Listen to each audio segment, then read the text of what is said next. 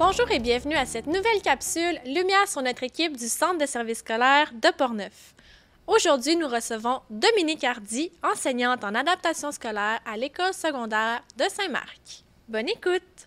Bonjour Dominique! Bonjour! Ça va bien? Oui, merci, toi aussi. Oui, merci. Est-ce que tu pourrais commencer par nous faire une présentation de toi? C'est qui Madame Dominique? Donc, moi, je suis enseignante en adaptation scolaire pour le centre de services depuis plus de 15 ans et Wow! je suis titulaire de la classe adaptée de l'école secondaire de Saint-Marc. Super! Ça ressemble à quoi être enseignante en adaptation scolaire? Dans le fond, moi, mon travail comme enseignante en adaptation scolaire, c'est de répondre aux besoins des élèves et de veiller au bien-être de chacun et aussi de développer chez eux les compétences pour qu'ils deviennent le plus autonomes possible. Parfait. Puis, une journée typique là, au travail, ça se décrirait comment? Donc, nous, nos journées se ressemblent toutes. Donc, les élèves ont chacun un horaire qui est personnalisé parce qu'ils ne sont pas tous au même endroit au même moment. Mais l'horaire est très, très important pour eux parce qu'ils ont besoin de repères. Donc, c'est un horaire qui est fait avec des images. Et puis, chaque élève là, sait à quel endroit il doit aller l'activité suivante. C'est sûr qu'on ne fait pas d'algèbre, on ne fait pas non plus de conjugaison du participe passé, mais on travaille toujours à développer l'autonomie de chacun des élèves. Donc, à travers la journée, on fait des activités. On peut faire des activités de groupe ou des activités individuelles. Avec l'aide de mes collègues, ça me permet de voir en enseignement individualisé à tous les jours chacun des élèves. Donc, ça me permet de prendre l'élève et d'essayer de l'amener plus loin parce qu'ils sont tellement différents que l'enseignement en grand groupe, là, c'est plutôt des activités. Plus complexe. Oui.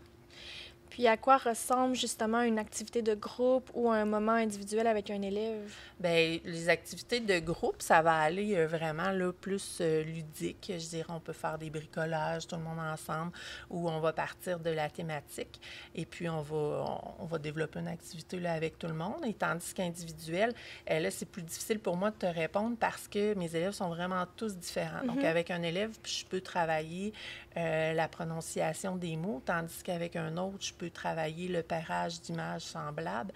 C'est très, très varié. C'est très personnalisé selon l'élève. Oui, très personnalisé pour chacun des élèves. Intéressant. Alors, dans une classe en adaptation scolaire, à quoi ressemble la clientèle?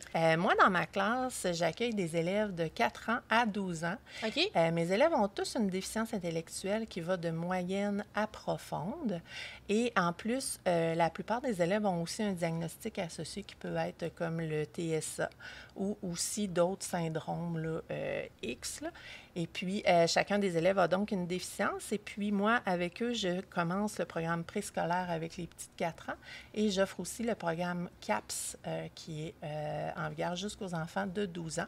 Okay. Et ensuite, mes élèves vont venir fréquenter pour la plupart l'école secondaire à Donnacana pour poursuivre leur parcours scolaire là, après 12 ans. Je suis intriguée de savoir à quoi ressemble plus physiquement une classe en adaptation scolaire avec des élèves qui ont des besoins plus particuliers. Ça doit différer du régulier. Oui, c'est certain. Nous, notre classe est située à l'école secondaire à Saint-Marc. Donc, déjà en partant, on est avec des enfants plus petits à l'intérieur d'une école secondaire.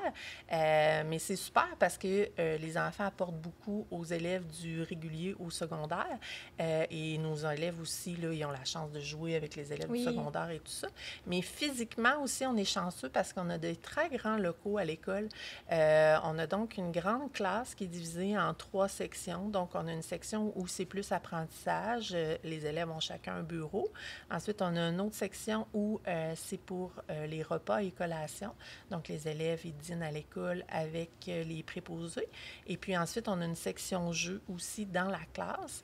Et on a aussi un autre local à l'intérieur de l'école secondaire qui est une salle de psychomotricité à l'intérieur de laquelle il y a une salle noire et une salle blanche aussi. Donc, on est vraiment chanceux. Et des salles noires et blanches, C'est vraiment pour développer les sens des élèves, les apaiser. Donc, c'est un environnement très particulier. Quels sont les principaux défis auxquels tu es confronté au quotidien en adaptation scolaire? Dans le fond, moi, dans ma classe, on est plusieurs adultes qui travaillent ensemble pour veiller à répondre aux besoins des élèves. Et la plus grande difficulté depuis quelques années, c'est d'avoir le nombre suffisant de personnel. Donc, Oui. je pense que c'est un problème qu'on vit partout. Mais sinon, c'est certain qu'on vit plusieurs comportements défis de la part des élèves, mais moi, je vois ça comme positif parce que ça nous sort de notre zone de confort, Oui. puis ça nous permet de chercher des solutions puis d'être créatifs. Alors, qui sont les intervenants qui sont avec toi en classe? Alors, moi, j'ai la chance de travailler avec des intervenantes qui sont merveilleuses. J'ai dans mon équipe des préposés aux élèves handicapés et des éducatrices spécialisées qui sont là avec moi et qui me permettent là, de faire mon travail au quotidien. J'ai une super équipe cette année. Je suis vraiment chanceuse. Et puis, on collabore aussi beaucoup avec le CIUS parce que chaque élève arrive avec des intervenants dans leur dossier. Et ces intervenants-là viennent nous visiter puis nous aident là, à combler les besoins des élèves en classe. Donc, on collabore avec plusieurs partenaires là, au quotidien. Donc, c'est vraiment un travail de collaboration. Oui, vraiment, vraiment, c'est important. Puis la collaboration avec la famille aussi, je dirais, parce que la plupart de nos élèves sont non-verbaux. Donc, c'est important pour nous que les parents puissent avoir là, un aperçu de la journée de chaque enfant. Donc, on collabore beaucoup avec eux avec ça, au moyen de pastilles de communication. Et puis, nous, là, si les parents ont des questions, quoi que ce soit, ils peuvent nous appeler en classe, puis il n'y a pas de problème. Là, on est là pour répondre à leurs questions et puis les aider avec leurs enfants. Fait qu'il y a un lien qui est développé avec l'élève, mais il y a aussi un lien qui est développé avec son parent. Oui, vraiment. Vraiment. C'est important. Si on élabore un peu plus sur le côté que certains élèves sont non-verbaux, comment est-ce qu'on communique en classe? Donc, nous, on communique avec les élèves toujours de façon différente. Donc, nous, on utilise le langage des signes. Nous, on utilise les mains animées avec les élèves, qui est un langage des signes qui est un peu plus facile que le LSQ ou le français signé. On utilise aussi beaucoup d'images, de pictogrammes. On a toujours sur nous des images là, pour indiquer aux élèves, si je veux que l'élève se rende à la salle de bain, je lui montre l'image, je lui fais le signe de la toilette en même temps, et puis je lui dis avec la parole, évidemment. Donc, on a plus de chances que l'élève puisse comprendre le message qu'on veut lui transmettre en utilisant plusieurs façons différentes de communiquer avec lui. Est-ce que les élèves arrivent à communiquer entre eux aussi? Parfois, oui, on a des élèves qui communiquent entre eux. On a des élèves surtout qui ont besoin de communiquer avec l'adulte. L'adulte est très significatif pour eux. Donc, les enfants utilisent soit des signes, font des bruits pour qu'on puisse répondre à leurs besoins. Parfait.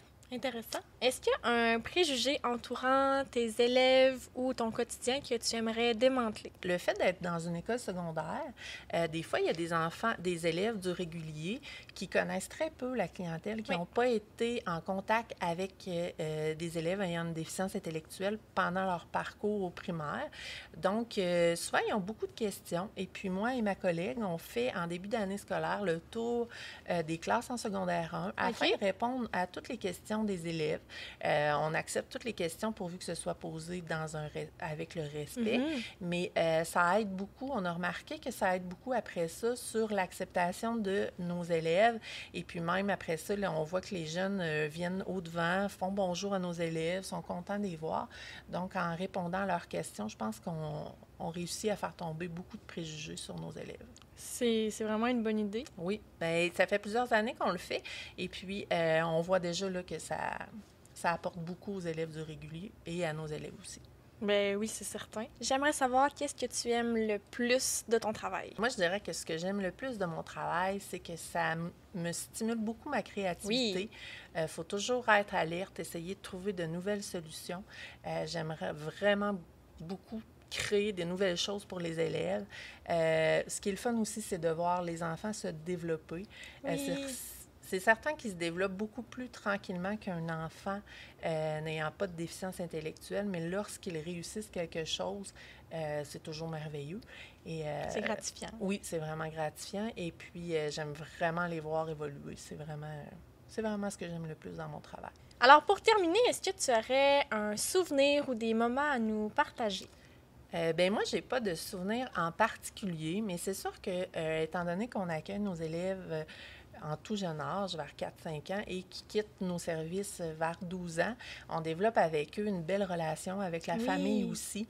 Donc, ma tête est remplie de souvenirs de chacun de ces élèves-là, de petits défis, de réussites qu'on a vécues ensemble, nous et la famille. Donc, c'est ça mes souvenirs principaux là, de la classe adaptée. Merci Dominique pour ton temps et de nous avoir permis de mieux comprendre le métier d'enseignante en adaptation scolaire. Je te souhaite de continuer à t'épanouir dans ton travail et d'avoir plein d'autres beaux moments avec tes élèves. Merci beaucoup et merci d'avoir mis la lumière sur nos services.